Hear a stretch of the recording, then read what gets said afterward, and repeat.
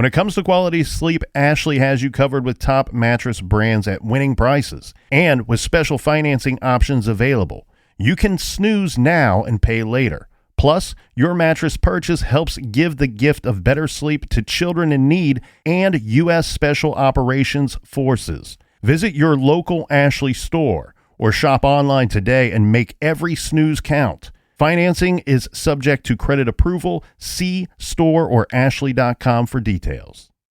Rosetta Stone is the language learning program with a lasting impact. I've been using their app to learn French, and it's not just about memorizing words, but actually having real conversations. And it's not just French. They offer 25 languages. Right now, Rosetta Stone has an awesome holiday deal, 50% off their lifetime membership. Every language, unlimited access forever. For anyone keen on diving deep into a new language, check out rosettastone.com. It's a game changer.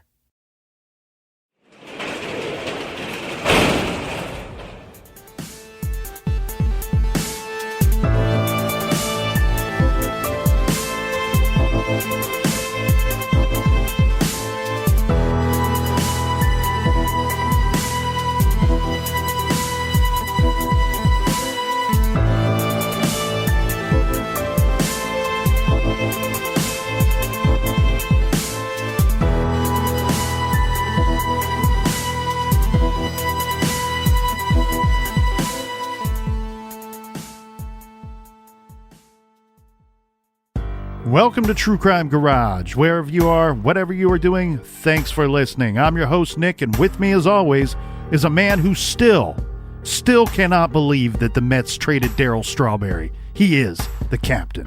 Save the neck for me, Clark. It's good to be seen, and it's good to see you. Thanks for listening. Thanks for telling a friend.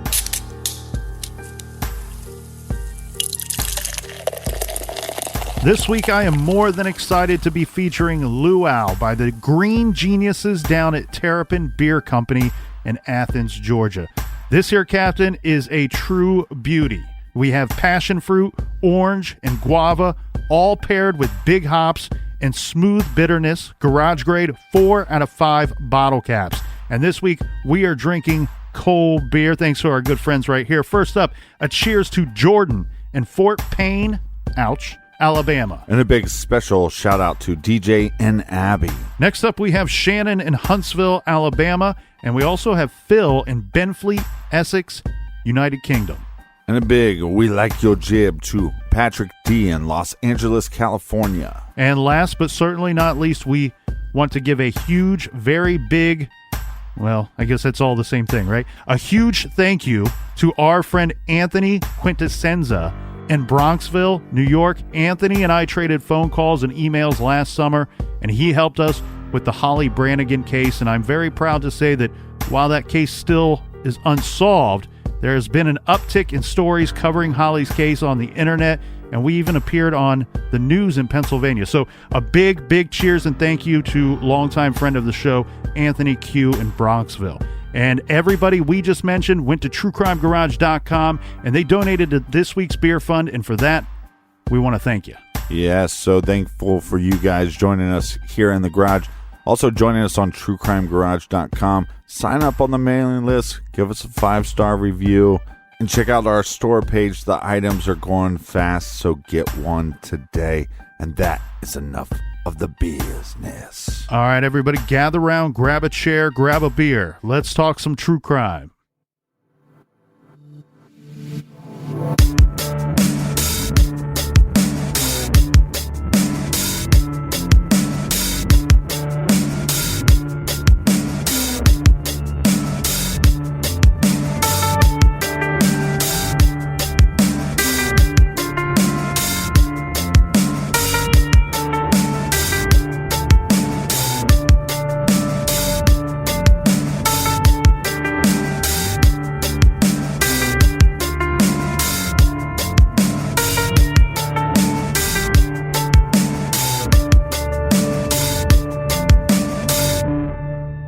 Columbus, Georgia. In the latter part of 1977, a series of terrifying crimes started to occur in the Winton district. This is a small, very specific area for these types of extremely violent crimes to be occurring. The area itself was fairly upscale compared to some of the surrounding areas. The sudden outburst and uptick in thefts and violence was highly unusual. Because these crimes remained unsolved, the community was on high alert. The crimes were break-ins, robberies, auto theft, but also a very specific type of crime: sexual assaults and the rapes and murders of 6 elderly women. The 6 murder victims ranged from 60 years of age to 89. And the sexual assaults, when the victims were lucky enough to survive the attacks, fit the same victimology. These attacks and murders were occurring in such close proximity to one another and with such rapid succession, the Columbus PD believed that the thief, the rapist, and the killer were one and the same. It was as if something very evil moved into this area, bringing death to town. The attacks, which mostly took place in the middle of the night, shared so many common elements. Almost all of the victims were strangled to death with their stockings. First, a brutal attack with strikes to the head and or chest, and then the application of a stocking pulled from the victim's drawer and wrapped 2 or 3 times around the neck, twisted and pulled tighter and tighter until the life left their eyes. The murdered victims were all single, elderly Caucasian women. Forensic evidence collected at some of the murder scenes told the police the killer they sought was an African American male.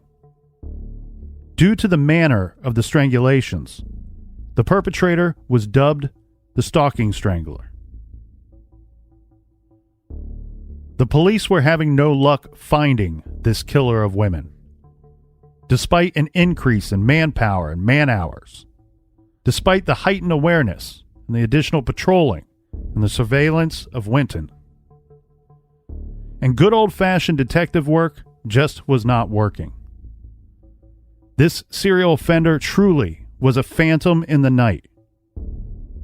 The investigation yielded only obstacles and dead ends.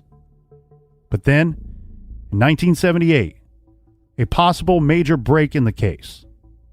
The police chief received a letter from the chairman of an organization comprised of 7 white radical vigilantes.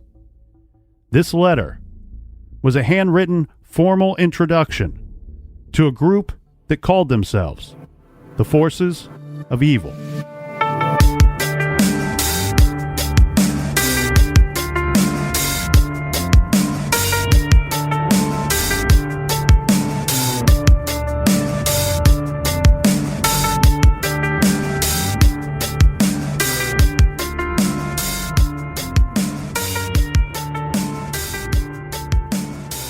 On September 6, 1977, a nude and lifeless body was discovered near the women's barracks at Fort Benning. This is near Columbus, Georgia. Later, the victim was discovered to be 24-year-old Army Private Karen Hickman. The victim had been beaten with a blunt object and then run over several times with an automobile. Evidence at the scene told investigators that this woman was killed elsewhere and then her body was transported and left at this location. About a month later, an anonymous call led authorities to her missing clothes. Police worked the case and had some leads early on. However, nothing was panning out. This murder at the time was considered to be a one-off. Unfortunately, just 10 days later, the stalking strangler claimed his first victim, and very quickly the authorities found themselves neck deep and a whole other set of homicide investigations. I do want to take a quick moment here to address the attack on this poor woman.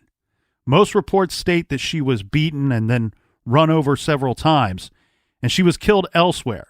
And I know there are many great TCG Army armchair detectives out there thinking of the obvious reasons that investigators would come to these conclusions. But I want to include my own theory here, plus a little more insight into the victim's injuries and what was likely not found at the body dump site. There is one rather gruesome report out there that says that the victim was not necessarily run over. I mean, I guess she was technically, but a report suggests that that might not be the full intent of the killer. This report states that the evidence showed that the victim was attacked. This is the beating part. She was knocked unconscious and then propped up like in a sitting position against a tree, and then the killer drove the car into her, wedging her between the vehicle and the tree. My guess here is that this report is probably correct. A portion of the body may have been run over when the vehicle was then pulling away from the tree, but I am guessing due to this type of specific injury and likely the lack of what should have been a lot of blood at the scene, the investigators were able to very quickly discern that the victim had in fact been killed elsewhere and then moved and dumped in this location. I'm curious, though, was there evidence at the location of the missing clothes that determined that she may have been killed at that location? On Friday, March 3rd, 1978, Columbus Police Chief Curtis McClung received a letter. The letter read in part, "Dear Sir, we are an organization composed of 7 members. I'm writing this letter to inform you that we have one of your Columbus women captive. Her name is Gail Jackson. Since the coroner said that the strangler is black, we decided to come here and try to catch him or put more pressure on you. I see now more pressure is needed. At this point, Gail Jackson is still living. If that strangler is not caught by 1 June 1978, you find Gail Jackson's body on Winnington Road. If he is still not caught on 1 September 1978, the victims will double. You have until Sunday for a reply. Don't think we are bluffing. We are called the Forces of Evil." The letter was written on stationery embolized with the Great Seal of the United States, and the paper had United States Army printed in one corner. The handwritten letter claimed to be from a group of 7 people calling themselves the Forces of Evil. As you can see, this letter was in direct response to the information released regarding the stalking strangler of Columbus in the Winton district, more specifically. Right. Police announced that the stalking murders were committed by an African-American offender, and this group, the Forces of Evil, has spelled out their plans for retaliation in this letter and sent it to police. The group claimed to be made up of 7 white men from Chicago. As the Atlantic Constitution put it, the writer coyly suggested to authorities that anyone could come across such stationery and not to assume that he was a serviceman. Surprisingly enough, or maybe not, the writer supplied a return address. However, it was quickly determined that this address was a fake. Again, this it makes not much sense here, right? We have crimes happening, and now we have this group of vigilantes that are going to come in, and they're going to commit other crimes until the police solve that crime of the strangler. Yeah, but this gives you a little bit of a sense of what was going on in Georgia back in the late 70s. Remember when we watched Mindhunter and leading up to the Atlanta murder cases, they talked about the racial divide at the time in that area. Right. And then on top of that, they were a little bit worried there was a lot of rumblings behind the scenes on whether to say that they believed that the offender was white or black in the Atlanta case, because they were worried what effect that would have on the general public. And this case is really just echoes all those fears that everybody had. Right. And this is previous. We know, we have the coroner who says, hey, there's evidence. We found evidence at a couple murder scenes of the stalking strangler, and we believe our offender here is an African-American male. This letter claims to be 7 white guys that are obviously full of hate and ignorance, and they are going to retaliate by killing African-American women, while this other killer, the stalking strangler, is killing Caucasian women. Yeah. And what's their group called again? It's Forces of Douchebags. So the letter writer claims to be the chairman of the Forces of Evil. So while this letter provided a good deal of information, it did not provide any assistance toward the ongoing stalking strangler investigation. This stalking strangler investigation, we're not going to get too much into it because it's a completely different story. Just keep in mind, this was a huge investigation. This was a huge undertaking for the police department. Right. A second letter was received a little more than a week later. This letter, too, contained a fake return address. This letter was a little different, though. It was the same in the sense that this letter, too, would be from the Forces of Evil, and again stated that a woman would be killed if police do not catch the stalking strangler. But this time, the letter included a ransom proposal, $10,000 in return for the victim's safety. This whole Gail Jackson, the named victim in the letter, this whole Gail Jackson thing is all sorts of bad, right?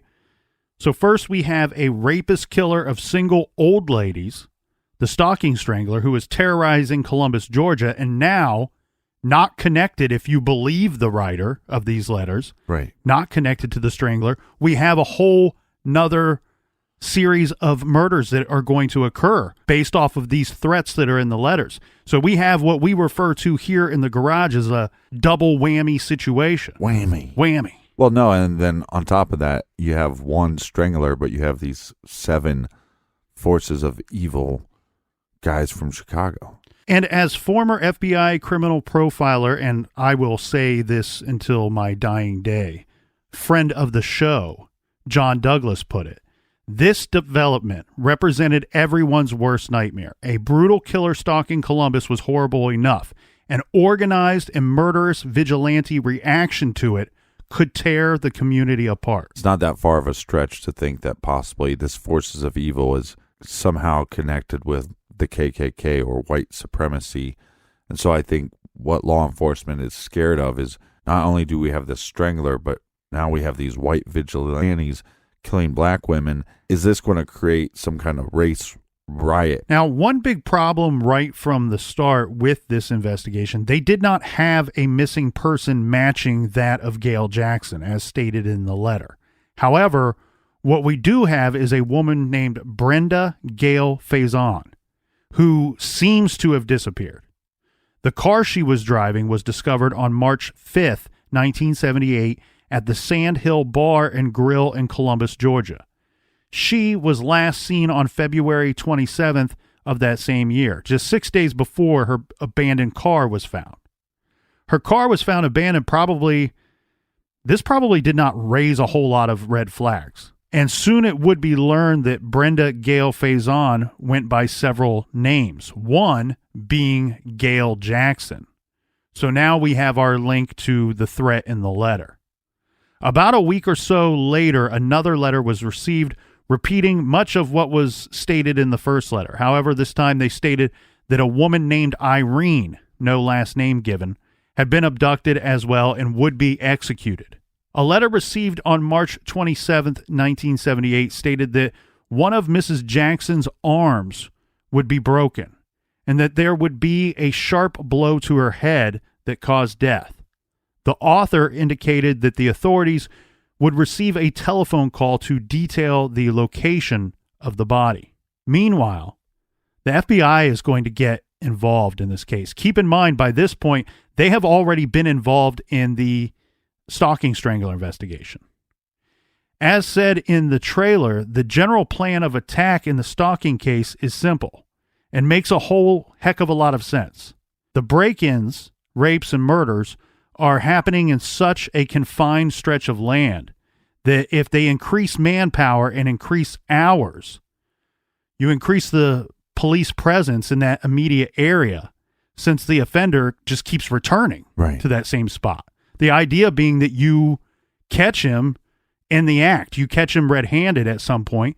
Once apprehended, you can hold him for the breaking and entering charge for which he was arrested. And then from there, any of the forensic material you have collected from the previous sexual assaults and murders, you can compare that to your guy and then charge him accordingly. Well, this is actually very similar to what they did with the Atlanta child murders, where they go, hey, we know that the perpetrator is returning to the scene, or using, in the Atlanta child murders, using these bridges to dump the body, so let's stake out and we'll catch them in the act. Yeah, let's be there. So given the strategy by this point in the investigation, the FBI would still be offering up resources, but pretty much reduced to more of a hands-off role in the stocking strangler case. However, they will be getting involved in the forces of evil case, the hunt for the chairman and his 6 disciples, right? Yeah. So Robert K. Ressler was in town, and he was having dinner with a friend who is the deputy director of the Georgia Bureau of Investigation, GBI for short. This is Tom McGreevy. Side note, El Capitan, McGreevy passed away in 2012. If you need some inspiration, anyone out there, look him up. That's Thomas McGreevy. McGreevy spelled McGreevy. As Ted Theodore Logan would say, he is a most impressive dude. Mm-hmm. Ressler says McGreevy asked him to review the letters that were sent along with some voice recordings for some of the phone calls. So some phone calls went to the MP's desk, the military police desk at Fort Benning. Fort Benning is a United States Army post straddling the Alabama-Georgia border next to Columbus, Georgia. Fort Benning supports more than 120,000 active duty military, family members, reserve component soldiers, retirees, and civilian employees on the reg. Ressler agreed to help. Now, this all came about because of another great man, Judson Ray. Judd Ray was a shift commander for the Columbus Police Department. He suggested to the Columbus Police Chief that we should get the GBI involved. The chief prior to this was reluctant to do so. After Judd convinces the chief, GBI gets involved, and then through the McGreevy-Ressler connection, the FBI's elite serial crimes unit gets involved. Another side note, El Capitan, Judson Ray would go on to become FBI and working at the Atlanta field office and eventually at Quantico. Mm-hmm. While in Atlanta, he worked the Atlanta child killer case with Douglas. Judson Ray is, in my opinion, the inspiration or real-life version of the character Jim Barney, Mindhunter Series 2, played by Albert Jones. Right. So Ressler and Douglas get to work on this case, analyzing the communications from the forces of evil. Ressler, the senior agent, has the lead on this investigation. Also, you have to wonder if in some cases with this team, if someone may take the lead just based off of their personal life experiences or how they may be able to apply to a particular case or the profile of the offender. Yeah, and some people don't like to take the lead in cases and just sit back and give their opinions. Is a very good possibility here in this case. This is an example of such. Ressler was former military. He was a military police at one time. So this might give him a little more insight into this case or the offender, knowing that Fort Benning is right there. That's where one of the bodies has been found. We have calls going to the military police desk. So given his background, Ressler might just be the right fit to be the lead on this case. The first letter received contained the seal of the United States and had the U.S. Army printed in one corner. The writer says anyone could have stolen the station area, but right from Jump Street, Ressler and Douglas notice the choice of words in the communications, specifically noting the 1 June 1978 and 1 September 1978. This is more military lingo, as most of us would just say June 1st or September 1st. Next, we have a phone call. This call is going to tell police where to find the body of one of the captives of the forces of evil, as the police have failed by this time to apprehend the strangler or to pay the ransom. On March 30th, the Fort Benning Military Police telephone operators received a call from a man identifying himself as the chairman of the Forces of Evil. The chairman described where Jackson's body was located, 100 meters from Fort Benning. This led MPs to the discovery of a shallow grave. The body was, in fact, found there that same day. Jackson's entire face and the front portion of her skull were smashed. Portions of her jawbone, teeth, and bone fragments were discovered at the scene. Her left elbow was completely dislocated. According to the medical examiner, the cause of death was multiple blows to the head inflicted by a heavy metal object, likely a tire tool or jack handle. Simply put, she died by way of savage beating.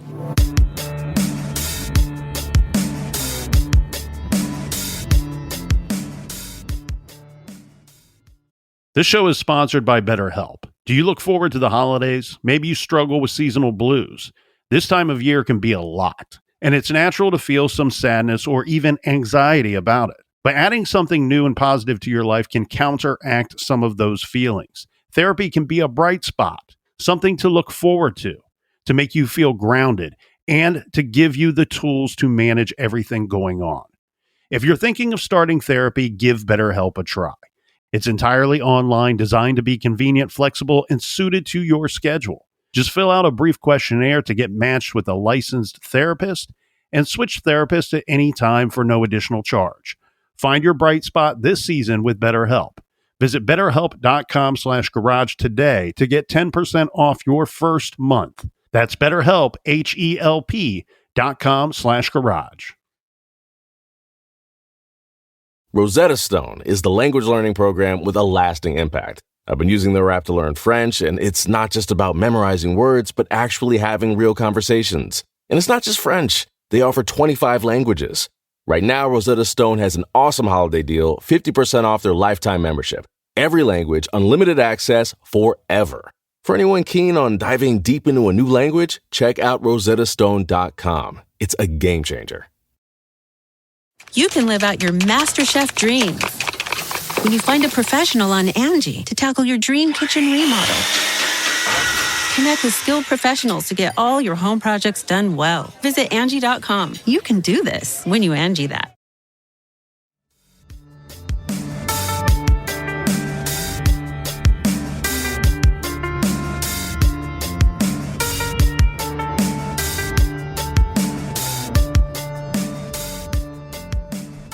Gobble, gobble, gobble, you filthy animals. Cheers and safe travels on this holiday weekend. Today it's like a Hawaiian party here in the garage with our Luau beer. So, yes, everybody out there have a great and very happy and safe and wonderful Thanksgiving. And make sure you spend it with the ones you care about the absolute most. Let's go through the basics of this offender profile or their theories and thoughts as they analyze some of this stuff. We need to keep in mind Robert Ressler and John Douglas of the FBI's Behavioral Science Unit. It's had so many different names throughout the years. I always stumble when it comes to saying what unit they're in.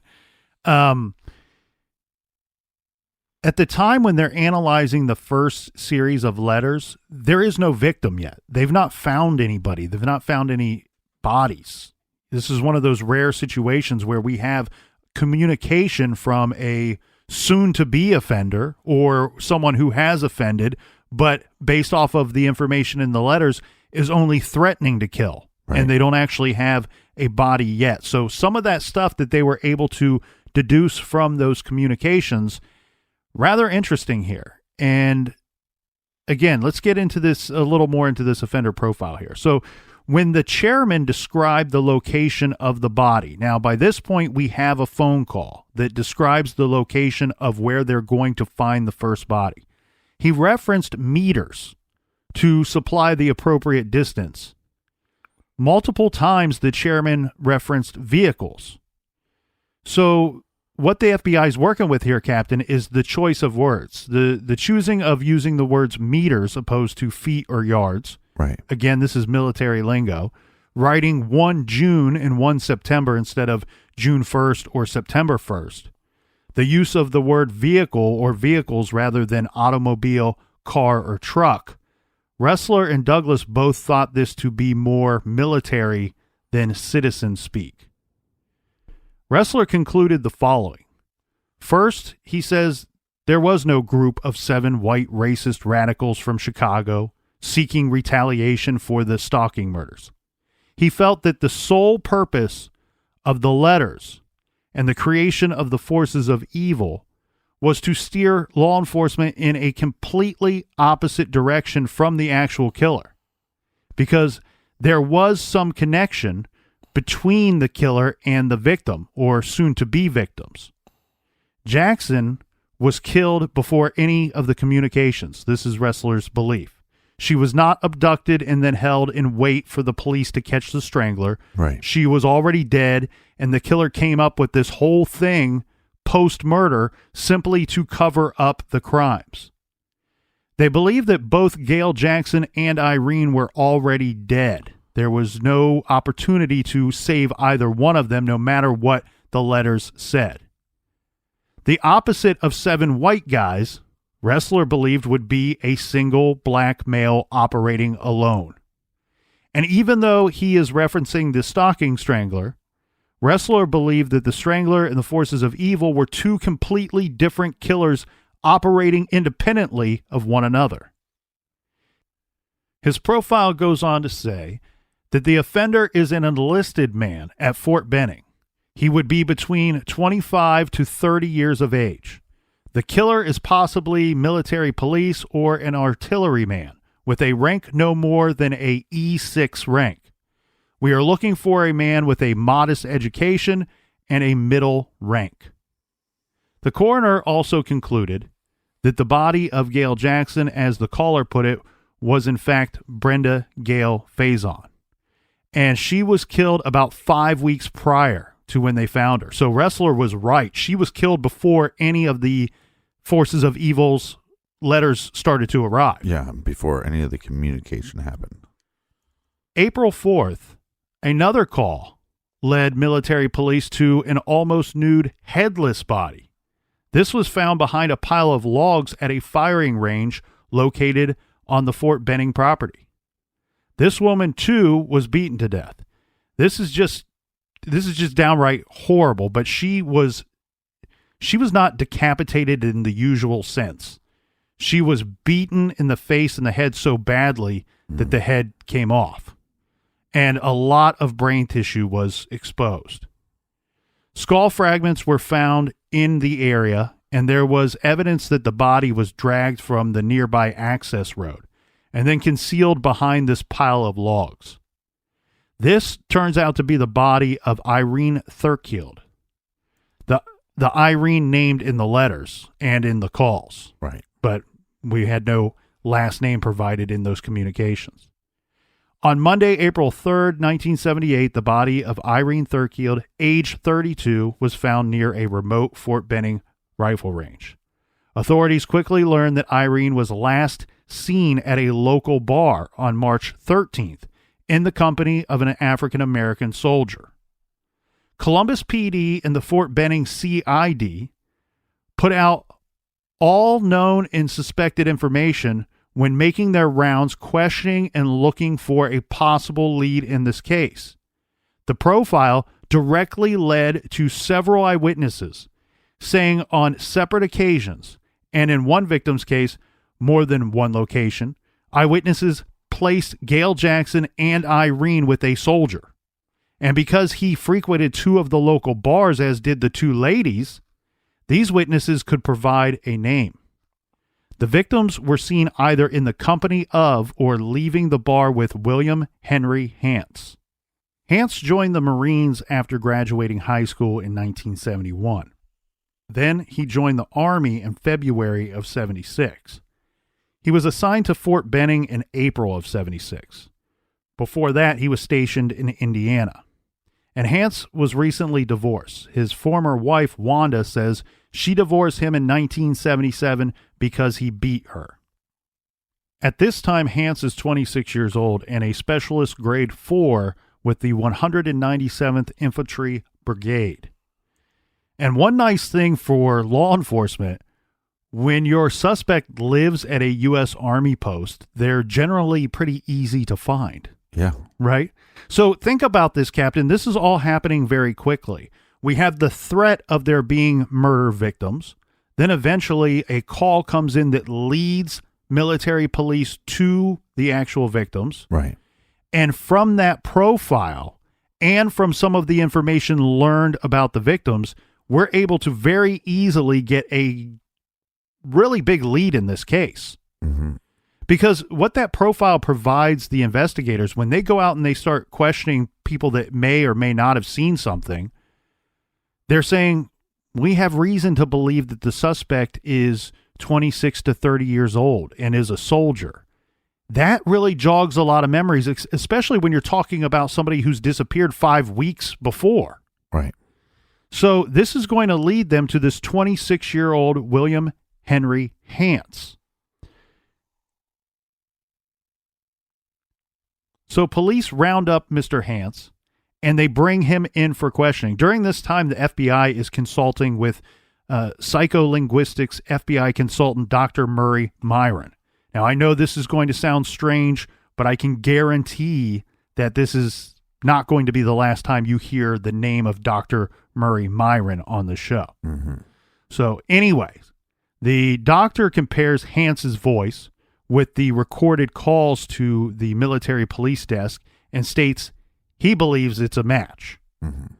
One of the witnesses told Agent Richard Fox of the United States Army Central Intelligence Division, CID, that Hance was the soldier seen with Irene and stated that the two left Vice Mitchell's Tavern together.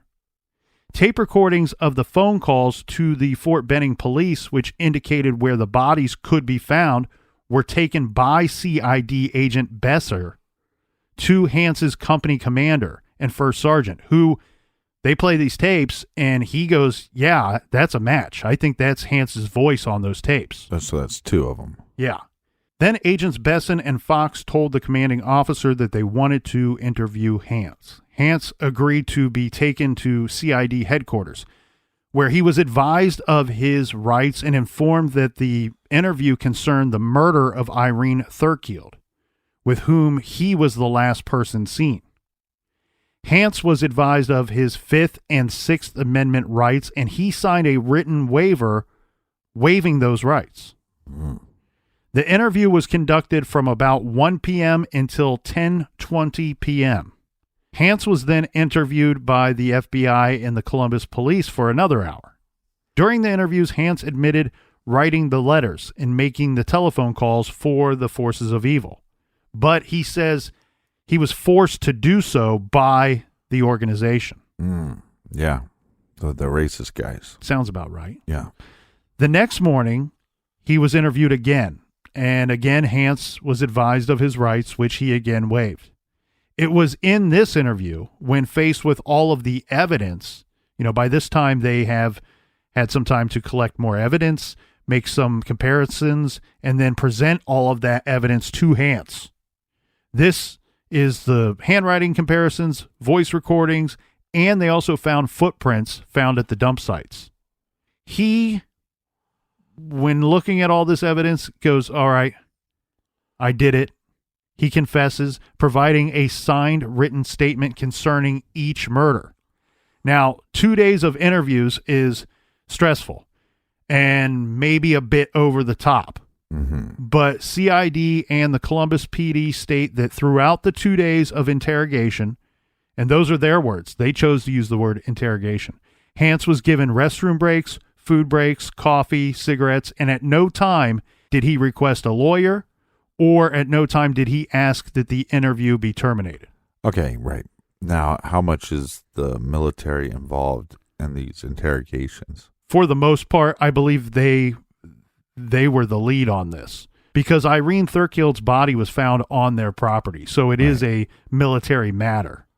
Well, and I would think that the rules don't apply as much to them. Yeah, I don't know, but we have his written statement of waiving those rights, so we know he's made aware of his rights, and he was told of his rights, and he Right. chose to just go along with the interview or interrogation, however you choose to see it. I went into that on purpose because there are some people that believe that Hans was treated unfairly. I can see that argument. Yeah, there's this thing called waterboarding. I don't know if you heard of it, but technically it would have been allowed during this time. I mean, I'm not saying that there's any evidence of them doing that to him. It would appear none of right. a tactic like that was not used. I mean, their words are, we gave him restroom breaks, food breaks, coffee, cigarettes. He could have asked for a lawyer. He didn't. Plenty of water. Yeah, they weren't torturing this guy. Right. I think where people call this into question is the length of time that he is being. I don't know if I even want to use the word held, because it sounds to me like he had every right to just walk out of there if he chose to do so. Well, this is also where he lives. I mean, they're questioning him on the base which he lives, right? Yeah. And in his confession, he's going to give some detailed information regarding these murders. He stated that Jackson propositioned him at the Sand Hill Bar and Grill. He said the two left and got in his vehicle. They only drove a short distance and pulled over. Wait, so he's claiming that she's a sex worker? Correct. Okay. She began to disrobe, and Hans said he flipped out. He started yelling and screaming at her, and he grabbed her. He said when she attempted to escape, he struck her with a karate chop across the head. She fell across the door, bleeding. Hans then pulled her out of the car, dislocating her elbow in the process. He returned to his car. He got a jack handle from his car. Returning to her, he finds Jackson still breathing. Right. This, he says, surprised him. So he repeatedly struck the helpless victim in the face with this jack handle. The beating was so severe that Gail's entire face was destroyed and bone fragments were scattered about the area. This guy is beyond vicious. Some of her brain tissue was literally beaten from the skull. The force of the attack was so great, it produced a depression in the ground behind Gail's head. Hans then buried Gail's body in a shallow grave. He dug the grave with an entrenching tool. So anybody that knows military, you know, the little, I'm guessing that's one of those, the folding shovels that they put on in the backpacks. Yeah. Hans also admitted to killing Irene Thurkield, but alleged that he had lost all sense of control and that his mind flipped. He accepted responsibility for the murders, stating that he had begged God's forgiveness. Okay. Now, in a very big surprise to investigators, Hans also admitted to the murder of 24-year-old Army Private Karen Hickman. Remember, we mentioned her at the top of the show. Right. Her body was found September 6, 1977. They had some leads in that, but it was considered to be a one-off at the time. And then when the Stocking Strangler case took off, they were all wrapped up in that. And unfortunately, her murder in that investigation kind of got lost in the shuffle. So is it believed that one happened first, and then it seems like then he couldn't control him flipping out? He can't control himself flipping out. Right. And if you want my humble garage opinion here, I think that this probably all stemmed with, it may have started from his divorce. We talk many times about the behavior of offenders before and after a series of murders. And one thing that they always point to is that there would be some kind of stressor. Something happened in this individual's life that they took. Something went from being a fantasy to being a reality. They acted upon their true thoughts and feelings. Right. And this could be someone who hated women, who just hated women, and he used to beat his wife. We have a divorce, and now these murders start. He's beating these women to death. Right. And well, look, if his wife didn't leave him, she was going to be his first victim. Yeah. So in a sense, this isn't so much, we talk so much about these type of serial offenders. They're most always sexual in nature. This is just pure brutality. Yeah. I mean, like you this said. Is this is looking at someone and destroying them and physically destroying them. Well, like you said, I mean, he's pulling her arm out of the car and dislocating it in the process. I mean, these attacks are vicious. and you should have gave us a warning, because I'm going to be thinking about this when I ask, Mom, can you pass the gravy? Well, according to the newspapers, for the arrest, as far as the papers are concerned, GBI agent Bruce Pickett and Columbus detective James Jones were credited with the legwork, which led to the apprehension of William Henry Hance. Okay, but question, maybe you know this, maybe you don't. Did they get to the bottom of why he came up with this ruse, or tried to come up with this ruse to cover up his crimes? As dumb as it's going to sound, he thought it would work. So it was exactly, they're not going to get this straight up from him, but he does say that he made up the forces of evil eventually, and that he wrote the letters. And I think what we can do here is truly believe what Robert Ressler thought in his theory. His theory was there's a connection between this killer and the victims. The killer is afraid that somebody's going to make that connection. He's going to be apprehended. Right. So to kind of cut that off at the pass, I'm going to create this whole ruse of the forces of evil are killing African-American women. And it's going to be something so totally the opposite of me. The forces of evil will be 7 white supremacists. Right. From Chicago. Yeah. I wonder what he had against Chicago. That's a really good question. Why would you just pick randomly Chicago? So exactly that. He thought it would work. He thought that it would put them off of his trail. Here's the crazy thing, though. It's already been pretty crazy. Guess why does that phrase even come up? Everything's been crazy. Yeah, I'm not going to be able to get out of my head about the decapitation. In a way, he injected himself into the investigation. Hance wasn't somebody that they were considering for any of these murders. Hell, at the time, they weren't even aware that there were murders, that there were victims, until he starts writing letters. He injects himself, and it's through this profile, through the profilers, that they come up with this dude. So they link him to this. In a way, you have to wonder, had he never started writing those letters, would they have ever caught up to him? Right. Well, in the first murder, they believe is a one-off, right?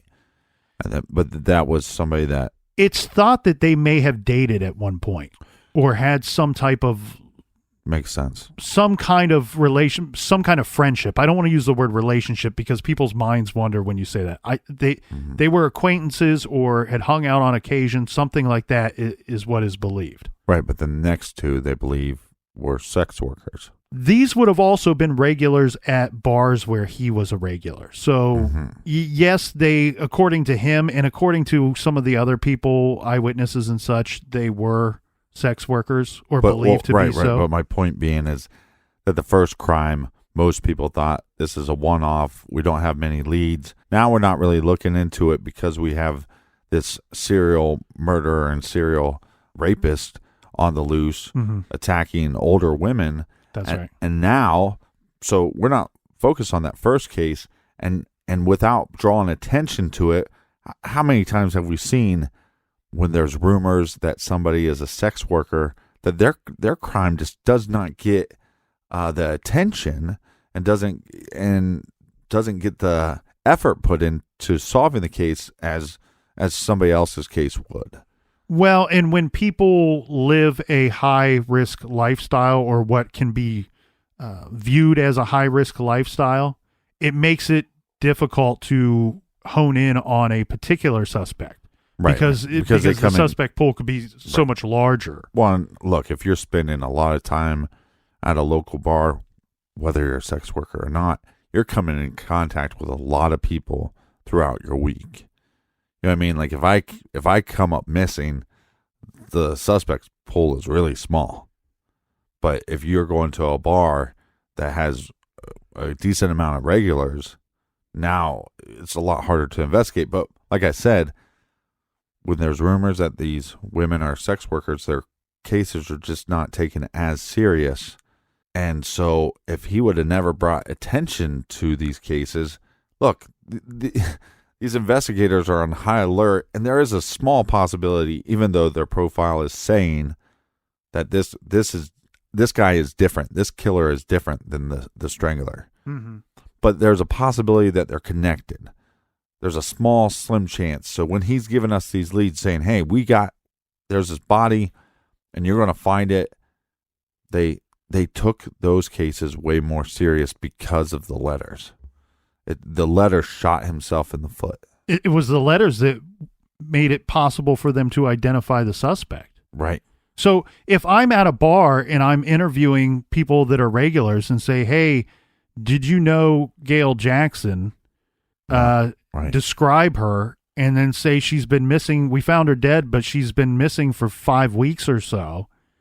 You might not get any answers. But when you have this profile and you say, oh, you didn't see Gail Jackson with a 26 to 30-year-old soldier? You know, it's a different line of questioning, and it's a different response that it's going to conjure up. I laugh kind of because the effort is made to cover up his crimes by creating this forces of evil, and I kind of believe he may not have been apprehended, or at least not identified so quickly had he not wrote the letters. Right.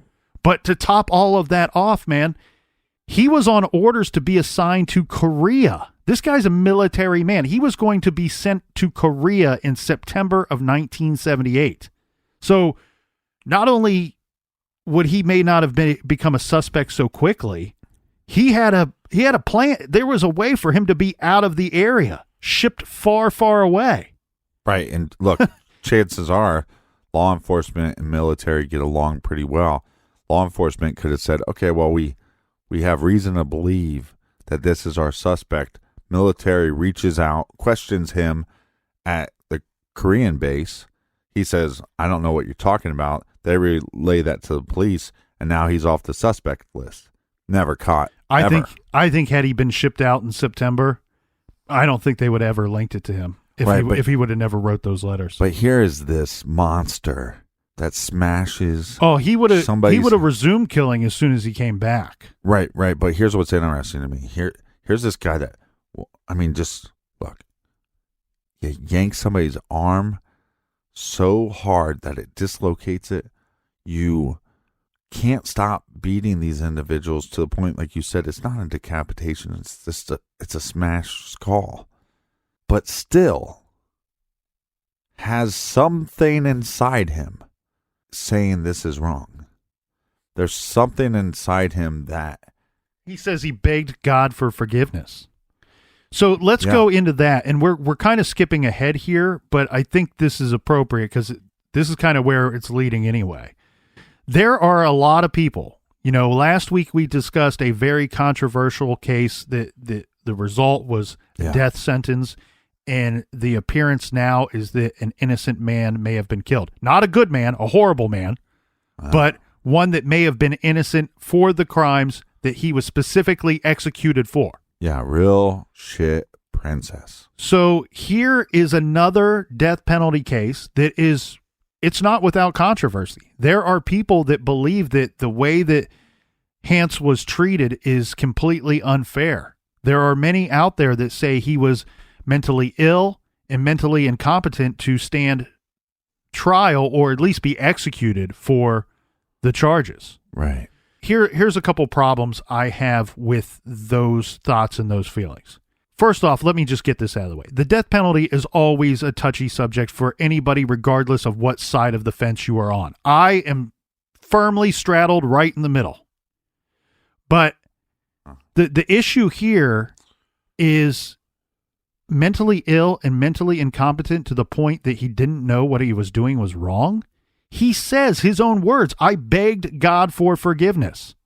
Also, the thing about being incompetent, I've never believed that when we have clear-cut evidence that somebody did something wrong and then they went out of their way to try to cover it up. Right. He obviously knew it was wrong if he's trying to cover it up, and he went to such great lengths and efforts to do so. It was just a bad, dumb idea. Yeah. Didn't work out.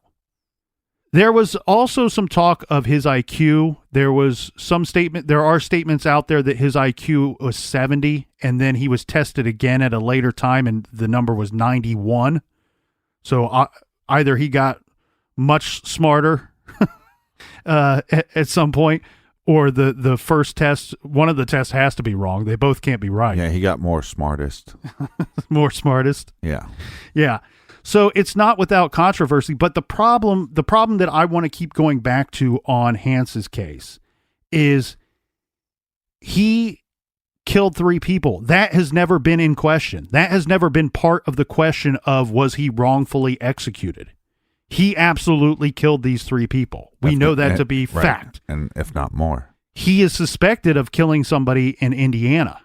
And this may have happened before. This would have had to have happened before he was shipped down to Fort Benning. We're talking about an incredibly dangerous man. He's beating people to death. Yeah. The tricky thing here, in response to the people that have bad feelings about his execution or if he was treated fairly, I can see and empathize with some of those arguments and some points of those arguments, but I think they got this one right, meaning that he was guilty. He was found guilty of these 3 murders. Other people sentenced him to be executed, and they carried out that penalty. Okay, I'm not clear on something. Is he sentenced Well, okay. by the state of Georgia, or is this military? Well, good to call that into question. I was going to kind of breeze through that and gloss over it, but where his case gets a little more complicated is for 2 of the murders, he was charged in military court-martialed or whatever they call that. Right. One of the murders he was charged in our normal court, our civilian court. Did he work for Colonel Jessup? I don't know. I don't know what that means. I'm sorry, it's a Few Good Men reference.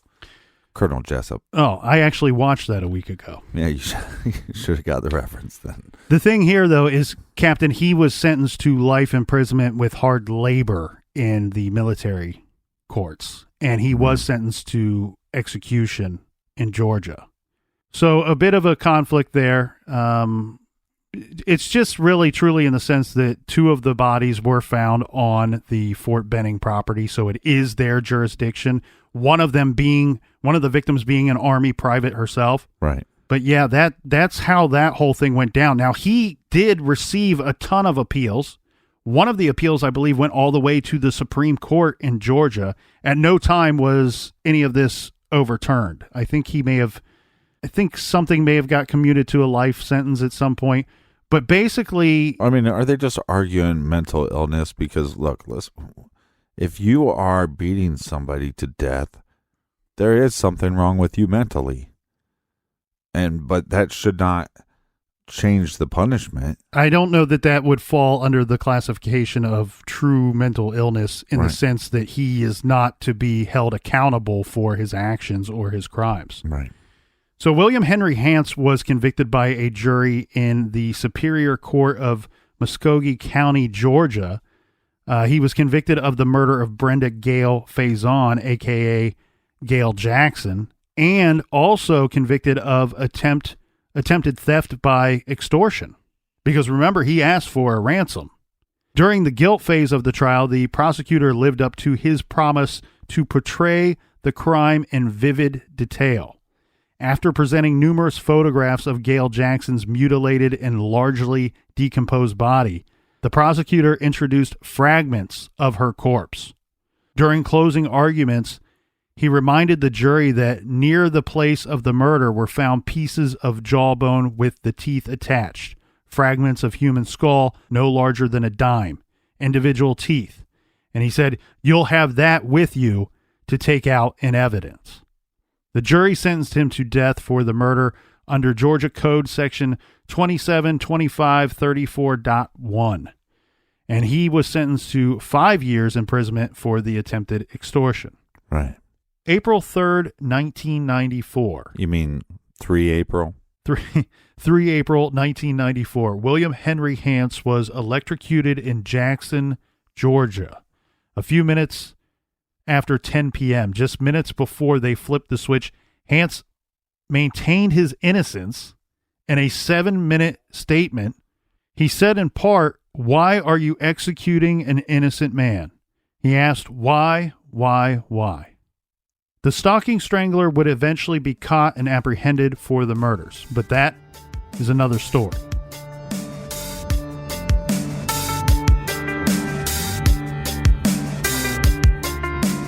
You know what I'm thankful for, Captain? For me.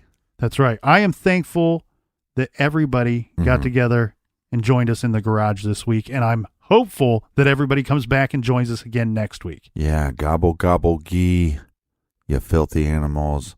I'm thankful for you. Be kind to one another. Until next week, be good, be kind, and don't litter.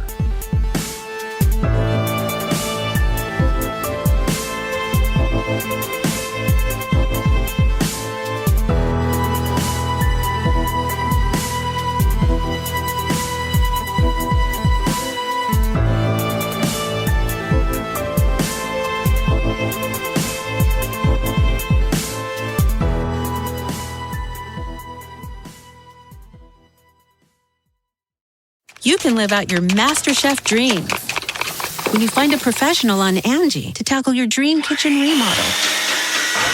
Connect with skilled professionals to get all your home projects done well. Visit Angie.com. You can do this when you Angie that.